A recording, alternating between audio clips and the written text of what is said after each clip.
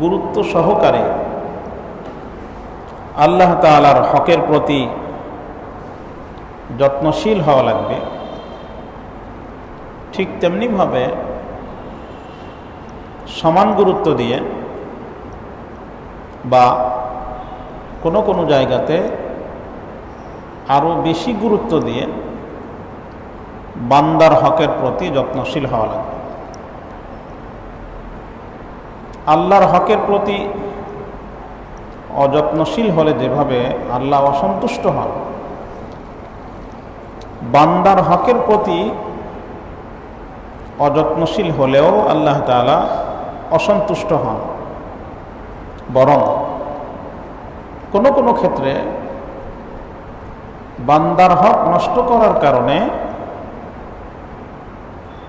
আল্লাহ তাআলা নিজের হকের যে প্রতিদান দেওয়ার ওয়াদা করেছেন সেটাও মুলতবি করে দেন, বন্ধ করে দেন।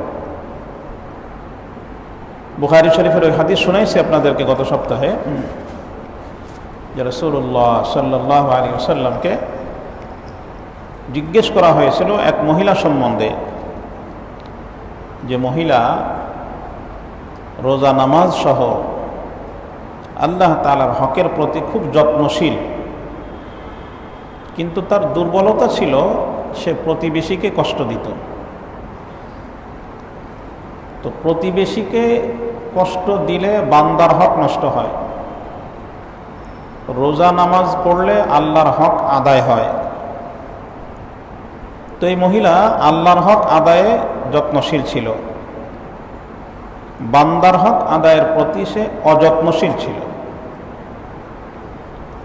তো বান্দার হকের প্রতি অযত্নশীল হওয়ার কারণে শাস্তি যেটা আসলো, রাসূলুল্লাহ সাল্লাল্লাহু আলাইহি ওয়াসাল্লাম বলেছেন ওই মহিলা সম্বন্ধে, হিয়া ফিন্নার, সে জাহান্নামী। তাহলে সে যে আল্লাহর হক আদায় করল, আল্লাহর হকের প্রতি সে যে যত্নশীলতা দেখাইল,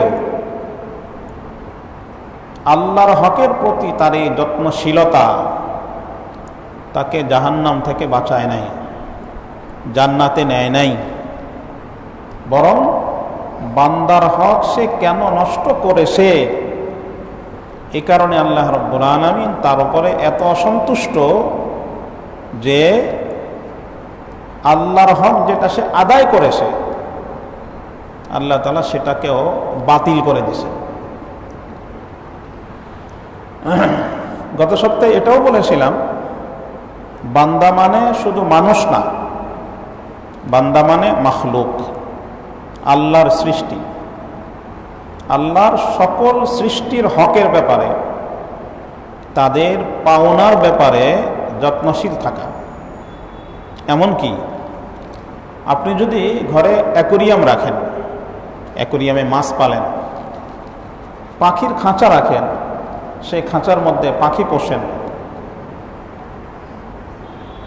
তাহলে এই ছোট্ট ছোট্ট মাছের প্রতিও আপনাকে যত্নশীল হওয়া লাগবে, ছোট ছোট পাখির প্রতি আপনাকে যত্নশীল হওয়া লাগবে। এমনকি ক্ষতিকর এবং কষ্টদায়ক প্রাণী যেগুলো আমাদেরকে কষ্ট দেয়, প্রয়োজন পড়লে এগুলোকে মারার তো অনুমতি আছে, মেরে ফেলতে পারেন। কিন্তু মারার ক্ষেত্রে তাকে যদি অহেতুক অযথা কষ্ট দেওয়া হয়, তাহলে এতেও আল্লাহর বান্দার হক নষ্ট হইল, আল্লাহর মাখলুকের হক নষ্ট হইল। এর দ্বারাও মানুষের নেক আমল বরবাদ হয়ে যায়, বাতিল হয়ে যায়। কে কেনা আল্লাহ রাব্বুল আলামিনের কাছে তার নেক আমল। এ কারণে বিরক্তকারী ইঁদুর, কষ্টদায়ক মশা কিংবা ছারপোকা, এদেরকে যদি আপনি মারতে চান, তাহলে মারার পদ্ধতিটা এমন হওয়া লাগবে যে দ্রুততম সময়ের ভেতরে কম কষ্ট দিয়ে যাতে সে মরে। অহেতুক কষ্ট দিলেন, সে ধুকে ধুকে মরল, তো আল্লাহ রাব্বুল আলামিনের কাঠগড়ায় আপনি আসামি। অনেক মানুষকে দেখা যায় বিরক্তকারী এবং ক্ষতিকর ইঁদুর ধরে খাঁচার মধ্যে, খাঁচায় ইঁদুর ধরেছেন তো ঠিক আছে, এখন মারেন তাকে। তো মারার জন্য কি করে? পানির মধ্যে চুবায়। আমার নিজের চোখে দেখা 5 লিটার পানির বোতল, মাম পানির বোতল আছে 5 লিটারের, এই 5 লিটার পানির ভিতরে ভর্তি পানি, তার মধ্যে বড় একটা ইঁদুর ছেড়ে দিছে। তো যখন বের হইতে চায়, বের হইতে দেয় না, একটা কাঠি দিয়ে গুঁতা মারে, নিচে চুবানি মারে। এই যে তাকে অন্যায়ভাবে কষ্ট দেওয়া হইল, এই কষ্ট দেওয়ার অধিকার আপনার নাই। ক্ষতিকর প্রাণী আপনাকে ক্ষতি করে, কষ্ট দেয়, আপনি তাকে মারতে পারবেন, একদম মেরে ফেলেন। সহজ পন্থা অবলম্বন করে দ্রুততম সময়ের ভিতরে যেভাবে মারা যায় সেভাবে মারেন, জোরে বাড়ি মারেন, মরে যাক। কষ্ট দিয়ে মারা যাবে না। কষ্ট দিয়ে যদি মারেন তাহলে আপনি আল্লাহর মাখলুকের হক নষ্ট করেছেন। হয়তো আপনি সকালবেলা 10 রাকাত নফল নামাজ পড়েছেন, হয়তো আপনি প্রতি মাসে 3টার বেশি নফল রোজা রাখেন, হয়তো আপনি প্রতি বছর নফল হজও করেন, রমজানে ওমরাও করেন, হয়তো আপনার দানের পরিমাণ অনেক বেশি, গরিব মানুষকে দান করেন। কিন্তু এই যে আল্লাহ তাআলার আদনা একটা মাখলুককে অহেতুক কষ্ট দিলেন, এই কষ্ট দেওয়ার কারণে আপনার ওই নেক আমলগুলো আল্লাহ রাব্বুল আলামিনের কাছে বাতিল হয়ে যাবে। এজন্য আল্লাহর হক যতটা গুরুত্ব দিয়ে পালন করা হয়, ঠিক অতটা গুরুত্ব দিয়ে, বরং ক্ষেত্র বিশেষে তার চাইতে বেশি গুরুত্ব দিয়ে বান্দার হক আদায় করা লাগবে। তো বান্দার হক, এখন যে সকল বান্দা আমার সাথে বেশি সম্পৃক্ত তাদের হক সর্বাগ্রে। এ কারণে আল্লাহ রাব্বুল আলামিন সবার আগে মা বাবার কথা বলেছেন, কাদা রাব্বুকা আল্লা তা'বুদু ইল্লা ইয়্যাহ ওয়া বিল ওয়ালিদাইনি ইহসানা। প্রথমে মা বাবার কথা বলেছেন, কারণ আল্লাহর বান্দাদের মধ্যে, পুরা মাখলুকের মধ্যে আমার সাথে সবচেয়ে গভীরতম সম্পর্ক আমার মা বাবার সাথে। সম্পর্কের দিক থেকে যেহেতু মা বাবা সবচেয়ে বেশি কাছের, এবং আল্লাহ তাআলার পরে সবচেয়ে বেশি অনুগ্রহকারী আমার উপরে আমার মা বাবা। আল্লাহ রাব্বুল আলামিন আমার স্রষ্টা, আল্লাহ আমাকে সৃষ্টি করেছেন, কিন্তু আল্লাহর এই সৃষ্টির বহিঃপ্রকাশের পিছনে সবচেয়ে বড় ভূমিকা আমার মা এবং বাবার। তাদের মাধ্যমে আল্লাহ তাআলার এই সৃষ্টি এবং কুদরতের বহিঃপ্রকাশ ঘটেছে। এছাড়া মা আমাকে গর্ভে ধারণ করেছেন, তিনি আমার জন্য প্রসব বেদনা সহ্য করেছেন, আমাকে ছোট্ট সময় লালন পালন করেছেন, আমাকে কোলে নিয়ে দুধ পান করিয়েছেন। নানা রকমের কষ্ট এবং যাতনা আমি তাকে দিয়েছি, এগুলো সে হাসতে হাসতে বরণ করে নিয়েছে। বাবা আমার জন্য অক্লান্ত পরিশ্রম করে, মেহনত করে, মাথার ঘাম পায়ে ফেলে আমার জন্য তিনি শ্রম দিয়েছেন। এ সমস্ত কারণে মা বাবার হক সবার আগে আল্লাহ রাব্বুল আলামিন আলোচনা করেছেন। এরপরে আজকের আয়াত আল্লাহ তাআলা বলেন, ওয়া আতি দাল কুরবা হাক্কাহু, নিকটতম মানুষদেরকে তাদের হক দিয়ে দাও। ওয়াল মিসকিনা, মিসকিনদেরকে দাও। ওয়াবনাস সাবিল, পথিকদেরকে দাও। ওয়ালা তুবাযযির তাবযীরা, ইসরাফ করবা না, অপচয় করবা না। ইন্নাল মুবাযযিরিনা কানু ইখওয়ানাশ শায়াতিন, নিশ্চয় অপচয়কারী, ইসরাফকারী এরা হলো শয়তানের ভাই। ওয়া কানাশ শাইতানু লিরাব্বিহি কাফুরা, এবং শয়তান হলো তার রবের অকৃতজ্ঞ, নাশুকর। তো মা বাবার হক আদায়ের পরে আল্লাহ রাব্বুল আলামিন দ্বিতীয় যাদের কথা বলেছেন, যাল কুরবা, কাছের মানুষ। কাজটা দুই রকমের। কারা আমার নিকটের, নিকটতা প্রমাণ হবে দুইভাবে। এক হলো সম্পর্কের দিক থেকে, আর এক হলো অবস্থানের দিক থেকে। সম্পর্কের দিক থেকে যে সকল মানুষ আমার কাছের মানুষ, যাদের সাথে আমার রক্তের সম্পর্ক আছে, ভাই, বোন, চাচা, মামা, খালা, এই যে রক্তের সম্পর্কের মানুষগুলো। চাচার দিকের যে সকল মানুষ আছে, চাচাতো ভাই বোন, দাদার দিকের যে সকল মানুষ আছে, ফুপু আছে, ওই রকম নানার দিক থেকে সম্পর্কের মানুষ যারা আছে, ওই রকমভাবে শ্বশুর বাড়ির দিক থেকে যে সকল মানুষ কাছের আছে, শ্বশুর শাশুড়ি কাছের, স্বামীর জন্য স্ত্রীর ভাই বোনেরা কাছের, স্ত্রীর জন্য স্বামীর ভাই বোনেরা কাছের, এরা হলো সম্পর্কের দিক থেকে কাছে। আরেক হলো অবস্থানের দিক থেকে কাছের, অর্থাৎ প্রতিবেশী। গত সপ্তাহে হাদিস শোনাইছি আপনাদেরকে। রাসূল সাল্লাল্লাহু আলাইহি ওয়াসাল্লাম বলেছেন, মা জালা জিবরিল ইউসিনি বিল জার হাত্তা ওয়ানান্তু আন্নাহু সাইওয়ারিসু। যে জিবরিল, নবীজি বলেন, জিবরিল আমাকে প্রতিবেশীর ব্যাপারে এত বেশি গুরুত্ব আরোপ করেছে, এত বেশি ওসিয়ত করেছে, নসিহত করেছে, যে আমার তো মনে হতে লাগলো, আমি একসময় মনে করতে লাগলাম যে জিবরাইল হয়তো এ কথাও বলবে যে আমি মারা গেলে আমার মিরাস এবং উত্তরাধিকার সম্পদের মধ্যে প্রতিবেশীরও হক আছে। আসলে তো নাই, কিন্তু তাদের কথাকে এত বেশি গুরুত্ব দিয়ে বলা হয়েছে, এত বারবার বলা হয়েছে, নবীজি বললেন আমার কাছে মনে হয় এই কথাও কোনো সময় জিবরাইল বলে দিবে। তো এরা হলো অবস্থানের দিক থেকে কাছের, আর তারা হলো সম্পর্কের দিক থেকে কাছের। আল্লাহ তাআলা সবার কথা বলেছেন, আতি যাল কুরবা হাক্কাহু, নিকটের মানুষ যারা তাদের হক দিয়ে দাও। বোঝা গেল এখান থেকে যে আল্লাহ রাব্বুল আলামিন তাদেরকে যেটা দিব এটাকে হক বলেছেন। হক মানে হলো পাওনা। দুনিয়াতে যে কোনো পাওনাদারের পাওনা পরিশোধ করাকে যেমনিভাবে গুরুত্ব দিয়ে মনে করা হয়, গুরুত্বপূর্ণ মনে করা হয়, এই মানুষগুলোর হক আদায় করাটা ওই রকম গুরুত্বপূর্ণ।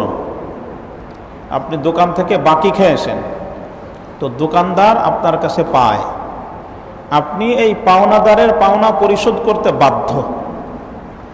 কেউ আপনার কাছে আমানত রেখেছে, তাহলে সেই আমানতের পাওনাদার, তাকে তার এই আমানত ফিরায় দিতে আপনি বাধ্য। তাহলে পাওনা, আল্লাহ তাআলা কাছের মানুষদের এই অধিকারকে পাওনা বলেছেন। পাওনাদারের পাওনা পরিশোধ না করা এটা জুলুম। দোকান থেকে বাকি খেয়ে আপনি যদি দোকানদারের পাওনা পরিশোধ না করেন, তাহলে যেখানে যেরকম হক নষ্ট করা হইল, তার পাওনা আদায় করা হইল না। কেউ আপনার কাছে আমানত রাখার পরে সেই আমানত যদি আপনি পরিশোধ না করে থাকেন, আপনি যেরকম তার হক নষ্ট করলেন। কাছের মানুষ যারা, নিকটের মানুষ যারা, নিকটের আত্মীয় কিংবা নিকটের প্রতিবেশী, তাদের হকও যদি আপনি আদায় না করে থাকেন, তাহলে আপনি তাদের হক নষ্ট করেছেন, আপনি খেয়ানতকারী। আল্লাহ রাব্বুল আলামিনের কাঠগড়ায় আপনি অপরাধী। এখন হকটা কি? আল্লাহ তাআলা হকের উল্লেখ করেন নাই। কি হক? শুধু এতটুকু বলেছেন তার হক দিয়ে দাও, পাওনা দিয়ে দাও। মুফাসসিরিনে কেরাম এর ব্যাখ্যা করেছেন যে নিকটের মানুষ এবং প্রতিবেশী, তাদের হক হলো, কেউ যদি অভাবী থাকে, আমার সামর্থ্য অনুযায়ী তার অভাব দূর করা। কেউ যদি অসুস্থ থাকে, তাহলে অসুস্থ মানুষের খোঁজ খবর নেওয়া, তার সেবা শুশ্রূষা এবং চিকিৎসার ব্যবস্থা করা। কারো যদি ঘরে খাবার না থাকে, তাহলে খাবারের ব্যবস্থা করা। কেউ যদি ঋণ চায় আর আমার দেওয়ার সামর্থ্য থাকে, তাহলে তাকে ঋণ দেওয়া। ঋণ দেওয়ার পরে কেউ যদি আদায়ে অসমর্থ হয়, দিতে না পারে, আর আমার যদি মাফ করে দেওয়ার সামর্থ্য থাকে, হয় তাকে মাফ করা অথবা তাকে সময় দেওয়া। এটা অনেক বড় সওয়াবের কাজ। মুসলিম শরীফ হাদিস আসছে, রাসূল সাল্লাল্লাহু আলাইহি ওয়াসাল্লাম বলেছেন, পূর্বেকার জামানার এক লোকের ঘটনা। তার অভ্যাস ছিল সে মানুষকে ঋণ দিত, হাওলাত দিত, কর্জ দিত। কর্জ পরিশোধের যখন সময় আসতো, এই লোকের পক্ষ থেকে তাগাদা দেওয়ার জন্য মানুষ ওই তাদের কাছে যাইত। এই সম্পদওয়ালা মানুষটা তার গোলামকে বলে দিত যে, দেখো, কেউ যদি দিতে না পারে, অসমর্থ হয়, মাফ চায়, তাহলে মাফ করে দিবা। কেউ যদি সময় চায়, তাহলে তাকে সময় দিবা। বাস, এটা সে বলে দিত তার গোলামকে। এইভাবে করতে করতে এই লোকটা মারা গেছে। মারা যাওয়ার পরে আল্লাহ রাব্বুল আলামিনের সামনে যখন তার আমল পেশ করা হয়েছে, জীবনে কি কি আমল করেছে, রাসূল সাল্লাল্লাহু আলাইহি ওয়াসাল্লাম বলেন, তার জীবনে এই একটা নেক আমল ছাড়া উল্লেখ করার মতো আর কোনো আমল ছিল না। উল্লেখ করার মতো আর কোনো আমল ছিল না, কিন্তু এই একটা আমল, যে সে কর্জ দেওয়ার পরে কর্জ পরিশোধের ক্ষেত্রে অভাবী মানুষদেরকে হয় সে মাফ করে দিত, কেউ সময় চাইলে তাকে সময় দিত।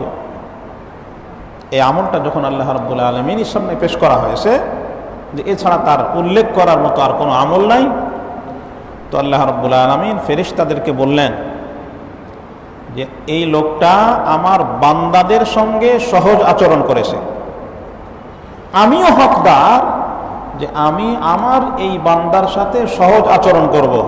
যাও, আমি আমার বান্দাকে মাফ করে দিলাম। তো কেউ যদি ঋণ চায় আর আমার কাছে দেওয়ার মতো থাকে, তাহলে দেওয়া,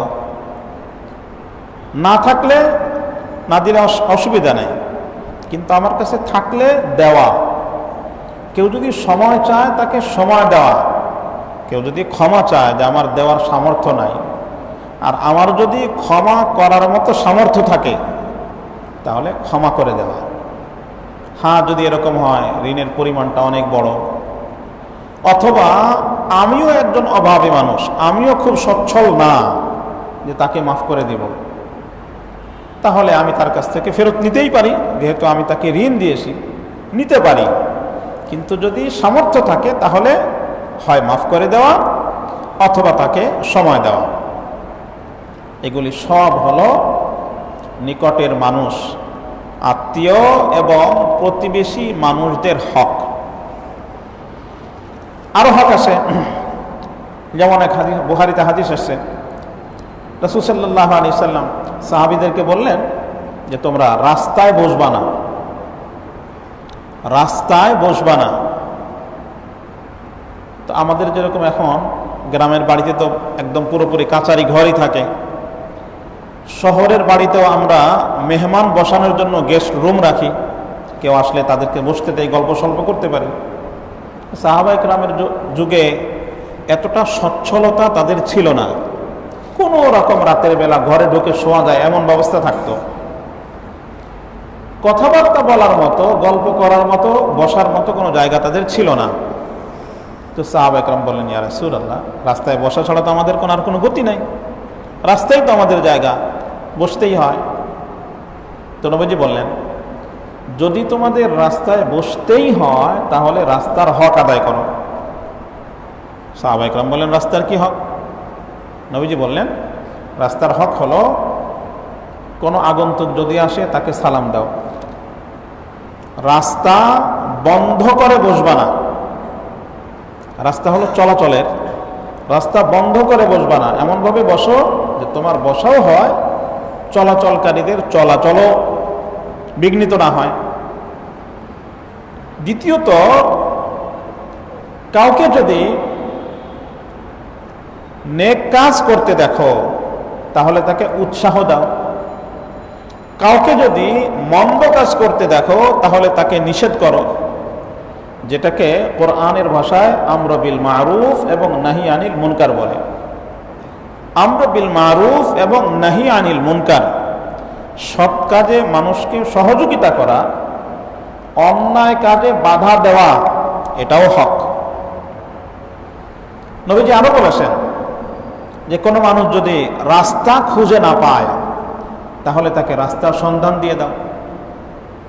তেমনি ভাবে কারো মাথায় বোঝা আসে, বোঝা নামানোর জন্য লোক দরকার অথবা বোঝা উঠানোর জন্য লোক দরকার, তাহলে তুমি তার বোঝাটা উঠায় দাও বা বোঝাটা নামায় দাও। আমরা দেখি এরকম একজন ডিম বিক্রেতা, মুরগি বিক্রেতা কিংবা অন্য কিছু বিক্রেতা মাথায় করে নিয়ে যায়, বোঝাটা এই পরিমাণ বড় যে একা নামাইতে পারবে না, অথবা কোনো কারণে নামানো হয়ে গেছে এখন একা উঠাইতে পারবে না। এই তার বোঝা নামানোর ক্ষেত্রে সহযোগিতা করা কিংবা উঠানোর ক্ষেত্রে সহযোগিতা করা, এটাও হকের অন্তর্ভুক্ত। ওই রকম ভাবে কেউ অসুস্থ হলে তাকে দেখতে যাওয়া, সে যদি আমার নিকটের আত্মীয় হয় অথবা প্রতিবেশী হয় তাহলে এটা তার হক এবং এটা অনেক বড় সওয়াবের কাজ। মুসলিম শরীফে হাদিস আসছে, রাসূল সাল্লাল্লাহু আলাইহি সাল্লাম বলেছেন, দুইটা হাদিস। এক হলো কোনো অসুস্থ মানুষকে কেউ যদি দেখতে যায়, যদি সকালে যায় তাহলে সন্ধ্যা পর্যন্ত, যদি সন্ধ্যায় যায় তাহলে সকাল পর্যন্ত ৭০,০০০ ফেরেশতা এই মানুষের জন্য মাগফিরাতের দোয়া করতে থাকে। কোনো অসুস্থ মানুষকে দেখতে যাওয়া এটা অনেক বেশি সওয়াবের কাজ, এবং সে যদি আমার আত্মীয় হয় অথবা প্রতিবেশী হয় এটা তার হক। আমি যদি এই হক আদায় না করি তাহলে আল্লাহ রাব্বুল আলামিনের কাছে আমি অপরাধী। এখন তো মোবাইলের যুগ, মোবাইল করেও মানুষের খোঁজ নেওয়া যায়, মোবাইল করেও মানুষের খোঁজ নেওয়া যায়। আমি জানলাম যে আমার একজন আত্মীয় অসুস্থ, জানলাম যে আমার একজন প্রতিবেশী অসুস্থ, কিন্তু তাকে দেখতেও গেলাম না, তার কোনো সহযোগিতায় আমি আসলাম না, তাহলে আমি তার হক নষ্ট করেছি। আমরা পড়েছি ছোট্ট সময় বাংলা একটা কবিতা, যে হাসরের দিন আল্লাহ রাব্বুল আলামিন বান্দাকে বলবেন এ কথা যে আমি অসুস্থ ছিলাম, তুমি আমাকে দেখতে যাও নাই, আমি ক্ষুধার্ত ছিলাম, তুমি আমাকে খাবার দাও নাই। মনে পড়ে আপনাদের? তো বান্দা জিজ্ঞেস করবে আল্লাহর কাছে, আল্লাহ এটা কেমনে হইলো? তুমি আবার কবে অসুস্থ হইলা, তুমি আবার কবে ক্ষুধার্ত হইলা? তো আল্লাহ তাআলার পক্ষ থেকে উত্তর দেওয়া হবে যে আমার এক বান্দা অসুস্থ ছিল, তোমার প্রতিবেশী কিংবা তোমার আত্মীয়, তুমি যদি তাকে দেখতে যাইতা তাহলে সেটা আমাকেই দেখা হইতো, তুমি যদি তাকে সহযোগিতা করতা তাহলে সেটা আমাকে সহযোগিতা করা হইতো, তুমি যদি তাকে খাবার খাওয়াইতা তাহলে সেটা আমাকে খাবার খাওয়ানো হইতো। আরেকটা হাদিস অসুস্থ মানুষকে দেখতে দেওয়ার ক্ষেত্রে রাসূল সাল্লাল্লাহু আলাইহি সাল্লাম বলেন, কেউ যখন অসুস্থ মানুষকে দেখতে যাওয়ার জন্য ঘর থেকে বের হয়, আসমানে একজন ফেরেশতা এই মানুষের পক্ষে ঘোষণা দেয়, তিবতা ওয়া তাবা মামশাকা ওয়া তাবাওয়াতা মিনাল জান্নাতি মানসিলা। আসমানের ফেরেশতা এই জমিনের এই মানুষটার জন্য ঘোষণা দেয়, তুমি সুখী হও, তোমার জীবন সুখী হোক এবং সুখের আসল ঠিকানা জান্নাত তোমার আবাসন হোক, তুমি জান্নাতে হও। অসুস্থ তো কেউ অসুস্থ হলে তাকে দেখতে যাওয়া এটা তার হকের অন্তর্ভুক্ত। তেমনি ভাবে কোনো অভাবী মানুষ যদি হাত পাতে আর আমার কাছে দেওয়ার সামর্থ্য থাকে, সে যদি আমার আত্মীয় নাও হয়, সে যদি আমার প্রতিবেশী নাও হয়, পরিচিত নাও হয়, আমি যদি বুঝতে পারি সত্যিকারে তার অভাব, আসলেই লোকটা ঠেকা এবং আমার কাছে দেওয়ার মতো আছে, দুই কথা একসাথে, সে আসলেই অভাবী, আরেক হলো আমার কাছে দেওয়ার মতো অতিরিক্ত আছে, এই অবস্থায় যদি আমি না দেই, আমার কাছে অতিরিক্ত আসে এবং সে সত্যিকারে অভাবী, দেই নাই, তাহলে আমি তার হক নষ্ট করেছি। এটা বলেছেন আল্লাহ রাব্বুল আলামিন কুরআনে কারীমে, ওয়াফি আমওয়ালিহিম হাক্কুম মা'লুম লিস-সাইলি ওয়াল মাহরুম। তোমাকে আল্লাহ রাব্বুল আলামিন যে সম্পদ দিয়েছেন, এই সম্পদের মধ্যে ওই সকল মানুষেরও হক আছে, পাওনা আছে, যাদেরকে আল্লাহ দেন নাই। আল্লাহ যাদেরকে দেন নাই, তোমার সম্পদের মধ্যে তাদের হক আছে। এবং যে তোমার কাছে চায় হাত পাতে, তার হক আছে তোমার সম্পদের মধ্যে, যদি তোমার কাছে দেওয়ার মতো থাকে। কিন্তু সাথে সাথে আল্লাহ রাব্বুল আলামিন বলেছেন, ওয়ালা তুবাযযির তাবযীরা, দেওয়ার ক্ষেত্রে অপচয় করবা না, ইসরাফ করবা না। ইসরাফ অপচয়। তো দানের ক্ষেত্রে আবার অপচয় হয় কেমনে? দানের ক্ষেত্রে অপচয় হয় যে একজন মানুষ যে আমার কাছে চাইলো, বা যার অভাব, তার 10 টাকার অভাব আছে, আমি তাকে 15 টাকা দিলেই হয়ে যাইত, কিন্তু আমি আমার সবটুকু তাকে দিয়ে দিলাম। এরপরে হয় আমি আবার কারো কাছে হাত পাতলাম, অথবা আমি হাত পাতলাম না, কিন্তু আমার যারা পরবর্তী মানুষ তাদের জন্য হাত পাতার ব্যবস্থা করে দিয়ে গেলাম। এটা ঠিক না। রাসূল সাল্লাল্লাহু আলাইহি ওয়াসাল্লাম বলেছেন, বুখারীতে আসছে এই হাদিস, ইন্নাকা আনতাযারা ওয়ালাদাকা আগনিয়া খায়রুম মিন আনতাযারাহুম আলাতান ইয়াতাকাফফাফুনান নাস। তুমি তোমার সন্তানদেরকে, তোমার অধীনস্থদেরকে, উত্তরাধিকারীদেরকে এই অবস্থায় রেখে গেলা যে তারা মানুষের কাছে হাত পাতল, এর চাইতে এটা ভালো তাদেরকে এমন অবস্থায় রেখে যাও যে তারা কারো কাছে হাত পাতল না। তো নফল দানের ক্ষেত্রে অতিরিক্ত দান, এটাকে আল্লাহ রাব্বুল আলামিন ইসরাফ বলেছেন। নেক আমলের মধ্যে ইসরাফ এর মিসাল আরো আছে। যেমন আমরা ওযু করি, ওযু করাটা নেক আমল। ওযুর প্রতিটা পানির ফোঁটা এটা আমার জন্য কিয়ামতের ময়দানে সাক্ষ্য দিবে, এবং এই পানিটা কিয়ামতের ময়দানে ওজন করা হবে। কিন্তু তাই বলে পানি যতটুকু আমার দরকার তার চাইতে যদি বেশি খরচ করি, তাহলে সেটা আবার কি হয়ে যাবে? অপচয় হয়ে যাবে, ইসরাফ হয়ে যাবে। এক সাহাবী ওযু করতেছিলেন, পানি একটু বেশি ঢালতেছিলেন। নবীজি নিষেধ করছেন যে পানি অপচয় করো না। তো সাহাবী বলেন, ইয়া রাসূলুল্লাহ আফিল ওযু ইসরাফ, ওযুর পানিতেও ইসরাফ হয় নাকি? বলেন, হ্যাঁ হ্যাঁ, ওযুর পানিতেও ইসরাফ হয়। ওয়া ইন কুনতা আলা নাহরিন জারিন, তুমি যদি চলমান ঝর্ণার মধ্যেও ওযু করো, ঝর্ণার পানিতে, যেখানে পানি কখনো নাপাকি হয় না, পানি কখনো ব্যবহৃতই হয় না। আমি নদীর পানির মধ্যে, সাগরের পানি মনে আমি কুলি করে ফেলে দিলাম, তো এই পানি তো ব্যবহৃত হয় নাই, আর একজন কুলি করতেছে, অসুবিধা তো হয় না। বদনা দিয়ে পানি ঢাললে যেরকম যেই পানিটা নিচে পড়লো, এই পানিটা আর কেউ ব্যবহার করবে না। কিন্তু ঝর্ণার পানিতে সামনে আরেকজন ব্যবহার করবে, নদীর পানি আরেকজন ব্যবহার করবে। তো যেই পানি জায়গাতেই থেকে গেল, যেটার এক ফোঁটা পানিও নষ্ট হয় নাই, নবীজি বলেন তুমি যদি এরকম চলমান ঝর্ণার মধ্যেও, প্রবাহমান ঝর্ণার মধ্যেও যদি ওযু করো আর সেখানে অতিরিক্ত পানি খরচ করো, তাহলে এটা ইসরাফ। এজন্য রাসূল সাল্লাল্লাহু আলাইহি ওয়াসাল্লাম সীমানা দিয়ে দিয়েছেন যে ওযুর মধ্যে এক একটা অঙ্গ কয়বার ধুবে? 3 বার।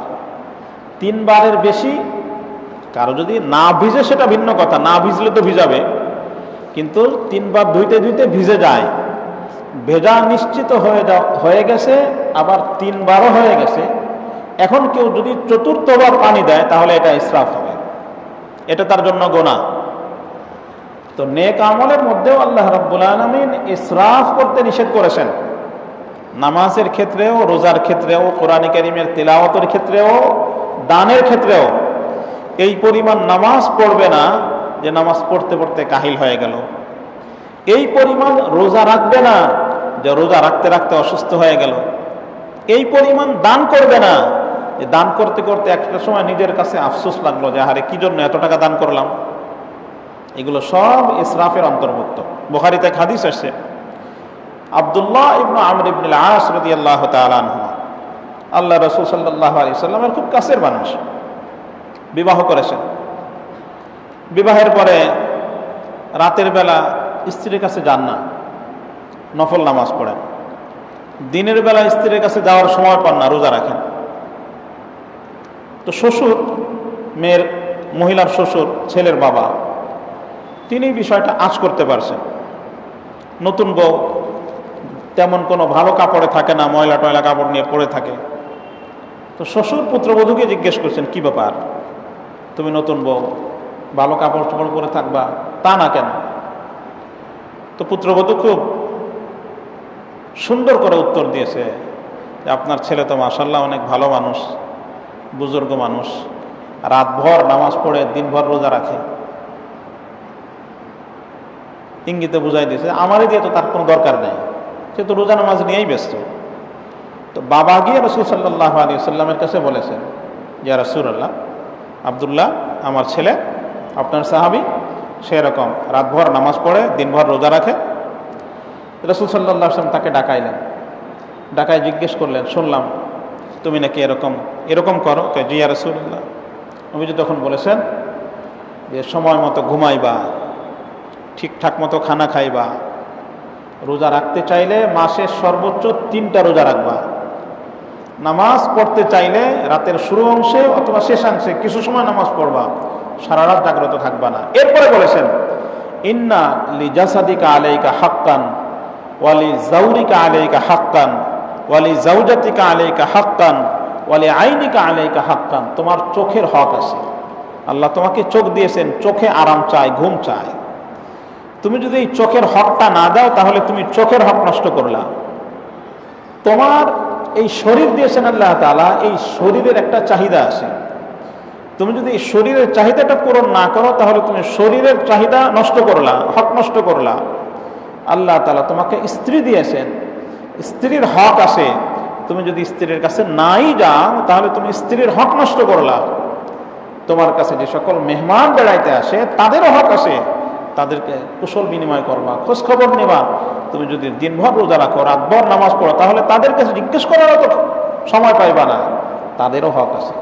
রাসূল সাল্লাল্লাহু আলাইহি ওয়াসাল্লাম তাকে বলেছেন যে এত বেশি রোজা রাখবা না, এত বেশি নামাজ পড়বা না, বরং তার মধ্যে একটা সীমানা দিয়ে দিয়েছেন যে এই পরিমাণ করবা।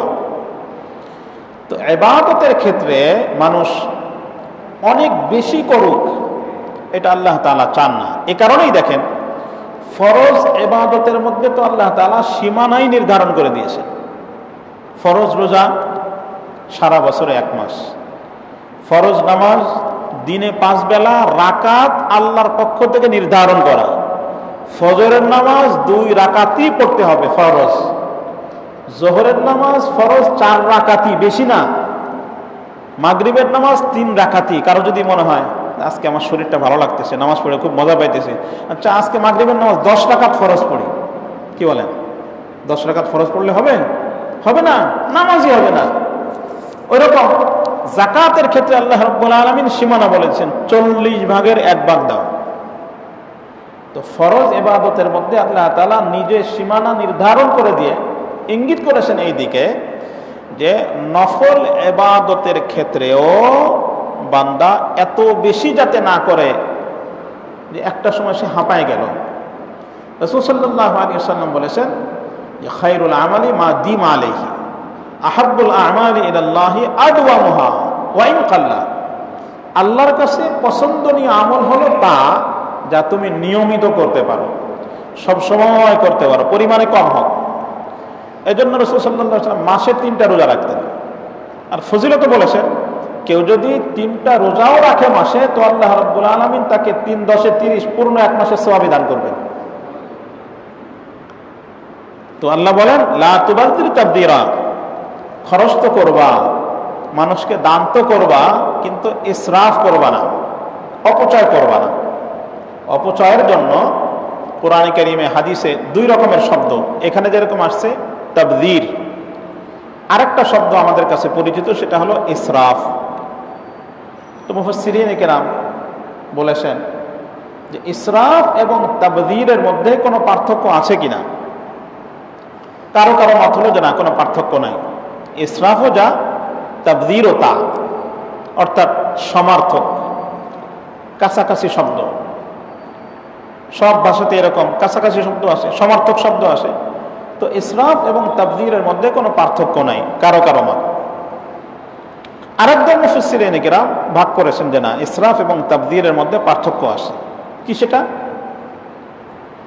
ইসরাফ বলে প্রয়োজনের জায়গাতে অপ্রয়োজনীয় খরচকে, প্রয়োজনের জায়গাতে অপ্রয়োজনীয় খরচ, কাজটা দরকার আছে কিন্তু আমি যতটুকু করেছি এতটুকুর দরকার নাই, এটা হলো ইসরাফ। আর অপ্রয়োজনীয় খরচকে তাবযীর বলে।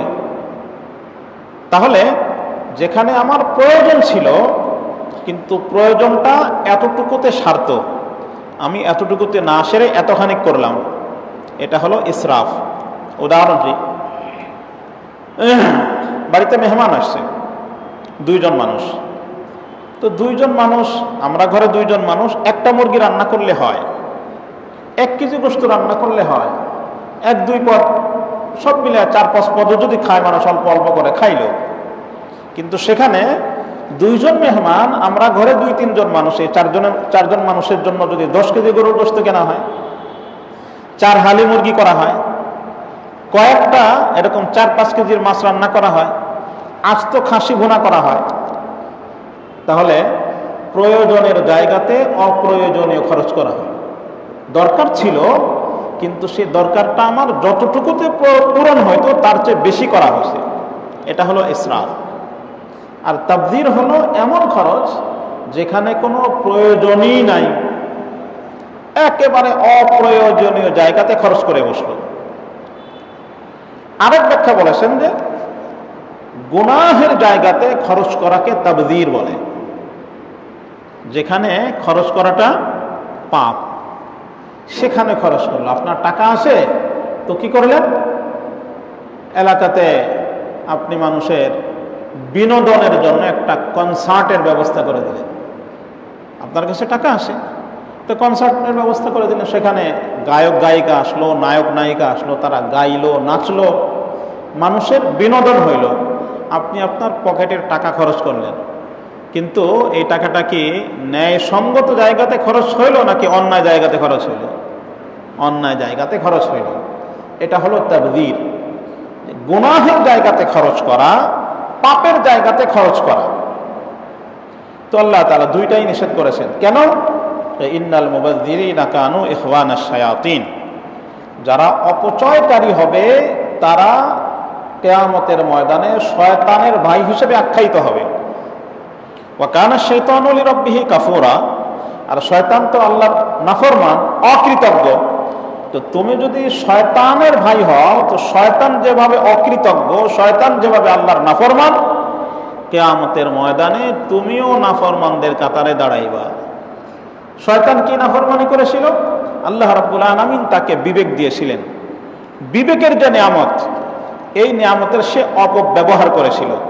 বিবেক বলেছিল তাকে যে আল্লাহকে সেজদা করো, আদমকে সেজদা করো, আল্লাহর হুকুম মানো, কিন্তু সে এই বিবেকের নিয়ামতকে অস্বীকার করেছে। এই হলো তার অকৃতজ্ঞতা। তো এখন আমাকে আল্লাহ রাব্বুল আলামিন নিয়ামত দিয়েছেন, সম্পদ দিয়েছেন, এই সম্পদ যদি আমি অপ্রয়োজনীয় জায়গাতে খরচ করি তাহলে আমি আমার সম্পদ নিয়ামতের অকৃতজ্ঞ হইলাম।